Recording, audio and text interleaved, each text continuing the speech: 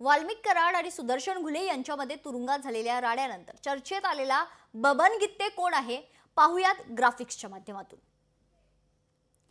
मरळवाडीचे सरपंच बापू आंधळे हत्या प्रकरणातला मुख्य आरोपी बबन गित्ते 9 महिन्यांपासून फरार आहे। बबन गित्ते शरद पवारांच्या राष्ट्रवादीचा उपाध्यक्ष आहे।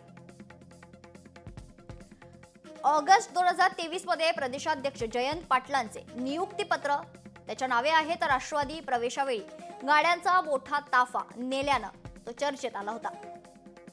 फरार बबन गित्ते सोशल मीडियावर सक्रिय आहे। बबन गित्ते टोळीने वाल्मिक कराडवर जेलमध्ये हल्ला केल्याचा सुरेश धसांचा दावा आहे। वाल्मिक कराडला संपवल्याशिवाय दाढी करणार नाही अशी गित्तेची प्रतिज्ञा। बबन गित्तेला संपल्याशिवाय चप्पल घालणार नाही अशी कराडची प्रतिज्ञा।